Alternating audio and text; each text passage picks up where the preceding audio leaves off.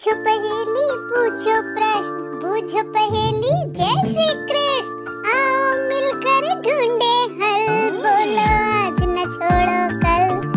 हम सबका बस एक ही चैनल, बोलो बोलो बोलो आप। जय सिया राम मित्रों, स्वागत है आप सबका अनसुनी कथा कहानी प्रसंग में। एक बार एक ऋषि ने सोचा कि लोग गंगा में पाप धोने जाते हैं। इसका मतलब हुआ कि सारे पाप गंगा में समा गए और गंगा खुद पापी हो गई। अब यह जानने के लिए तपस्या किया कि पाप आखिर जाता कहाँ को है। तपस्या करने के फलस्वरूप देवता प्रकट हुए।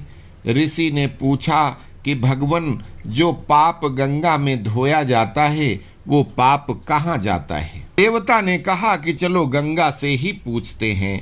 दोनों लोग गंगा के पास गए और कहा कि हे गंगे, जो लोग तुम्हारे यहाँ पाप धोते हैं तो इसका मतलब आप भी पापी हुई। गंगा ने कहा, मैं क्यों पापी हुई? मैं तो सारे पापों को ले जाकर समुद्र को अर्पित कर देती हूँ। अब वे लोग समुद्र के पास गए। समुद्र से पूछा कि हे सागर, गंगा जो पाप आपको अर्पित कर देती है तो इसका मतलब आप पापी हो गए। समुद्र ने कहा कि मैं क्यों पापी हुआ? मैं तो सारे पापों को लेकर भाप बनाकर बादल बना देता हूँ। अब वे लोग बादल के पास गए और कहा, हे बादलों, समुद्र जो पापों को भाप बनाकर बादल बना देते हैं तो इसका मतलब आप पापी हुए। बादलों ने कहा, मैं क्यों पापी हुआ? मैं तो सारे पापों को वापस पानी बनाकर बरसा कर धरती पर भेज देता हूँ, जिससे अन्न उपजता है, जिसको मानव खाता है।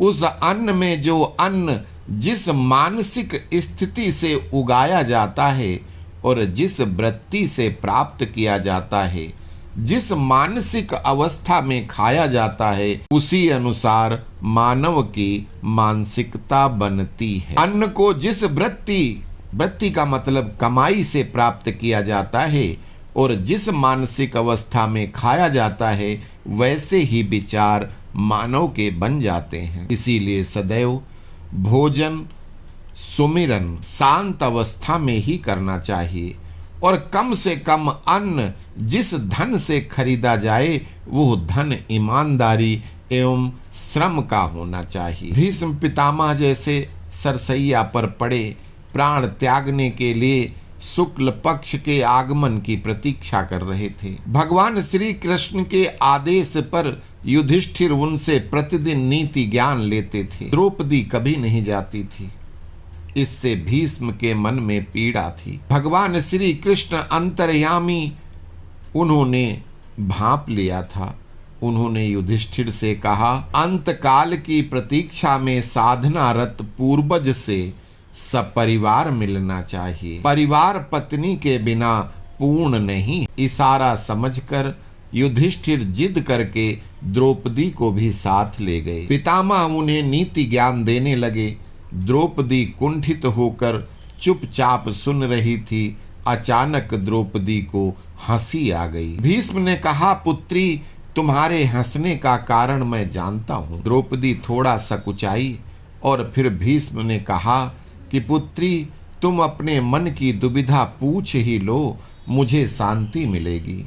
द्रौपदी ने कहा कि स्वयं भगवान श्री कृष्ण कहते हैं कि भीष्म के समान नीति का ज्ञाता दूसरा कोई नहीं, किंतु आपका ज्ञान कहाँ लुप्त हो गया था जब पुत्र वधू आपके सामने निर्वस्त्र की जा रही थी। भीष्म ने कहा, इसी प्रश्न की प्रतीक्षा थी। जैसा खाए अन्न वैसा होवे मन। मैं दुर्योधन जैसा अधर्मी का अन्न खा रहा था। उस अन्न ने मेरी बुद्धि जड़ कर दी। सही निर्णय लेने की क्षमता खत्म हो गई थी। अन्न ही रक्त का कारक है। अर्जुन के बाणों ने मेरे शरीर से वो रक्त धीरे धीरे करके निकाल दिया है। अब इस शरीर में सिर्फ गंगा पुत्र भीष्म शेष है। सिर्फ माता का अंश है जो सबको निर्मल करती है। इसलिए मैं नीति की बातें कर पा रहा हूं। भीष्म की बात को अटल सत्य समझना चाहिए। दुराचार से या किसी को सताकर कमाए गए धन से यदि आप परिवार का पालन करते हैं तो वो परिवार की बुद्धि को भ्रष्ट करता है। उससे जो सुख है वो क्षणिक है, किंतु लंबे समय में वो दुख का कारण बनता है। यदि आपके सामने गलत तरीके से पैसा कमाकर भी कोई फल फूल रहा है तो ये समझिए कि वे उसके पूर्व जन्म के संचित पुण्य हैं जिसे वो निगल रहा है। जैसे ही वे पुण्य कर्म समाप्त होंगे उसके दुर्दिन आरंभ हो जाएंगे। अस्तु। जय श्री राम।